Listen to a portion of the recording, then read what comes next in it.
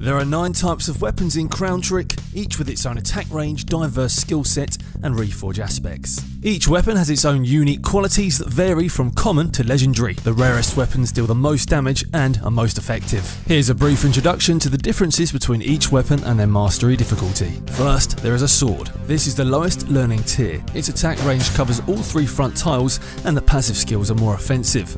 There is also a wide variety of offensive effects to this weapon. The next one is an axe. It deals slightly less damage than a sword, but it can attack all adjacent tiles in the area surrounding L. The axe's skills focus on control and there are additional buffs that can be added after landing a hit. It is extremely easy to use and perfect for beginners. Daggers can only attack an enemy in the front tile, but the attack is triggered twice in one turn. With each attack, there is also a possibility to trigger a special effect.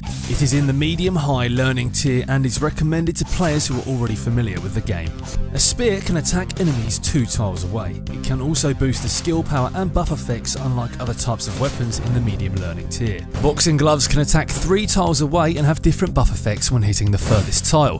They deal moderate damage and are in the medium-high learning tier. The staffs have a 2-tile range and deal relatively low physical damage, but also have the highest skill power among all weapon types.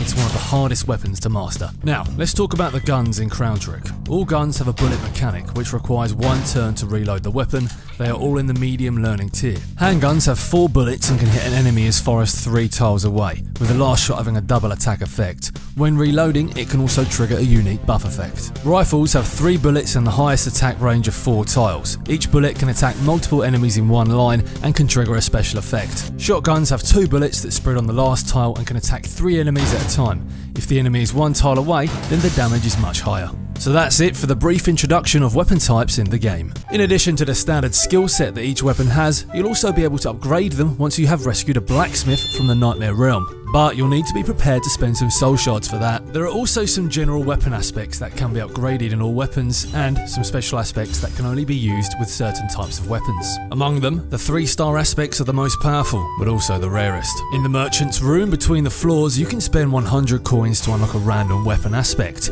You can add or replace the aspects of your current weapon. Due to the randomness factor, it may bring out some unexpected combinations. Meanwhile, the higher the quality of the weapon, the easier it is to get more advanced aspects. As for legendary weapons, they have unique and extremely powerful skill effects and weapon aspects. There are 9 legendary weapons for each type in total. To unlock a legendary weapon, you must first find a blueprint of that weapon and then put it into the blueprint recycling device in the merchant room.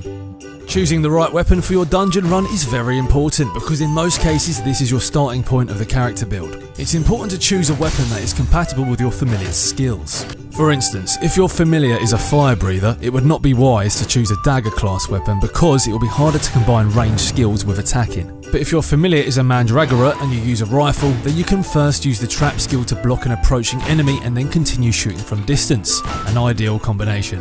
It's worth mentioning that guns in general just give players that safe feeling of keeping distance between you and the monsters. But sometimes it's not the case, mostly because of the reload mechanic and inability to properly use terrain-based skills to control the area. So, if you want to use gun weapons, then you will need to have a certain understanding of the game, otherwise we recommend using them cautiously. Okay, that's it for the weapon introduction. Now, let's move on to explaining the break mechanic in Crown Trick. Each monster has a certain number of breakpoints. Each time you land an attack, it reduces 1 point, and when it reaches 0, the monster will be stunned for a couple of turns. At this point, it's safe to continue attacking the monster.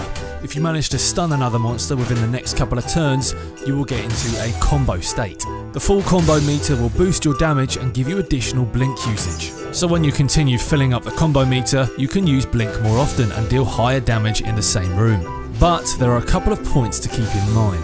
First, when the monster is on one of the adjacent tiles around L, you will be able to reduce 1 extra point upon attacking.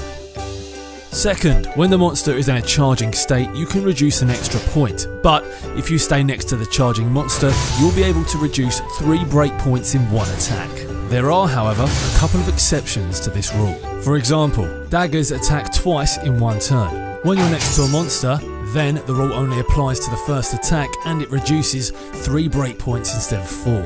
Alright, once you're familiar with the combo and weapon mechanics, you can experiment more and create your own playstyle. But it's very important to remember to trigger the combo meter whenever you have a chance.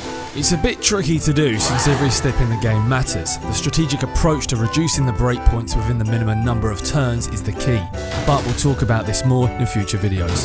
Well, that's it for the weapon and combo system introduction. Thanks for watching, and be sure to add Crown Trick to your Steam wishlist.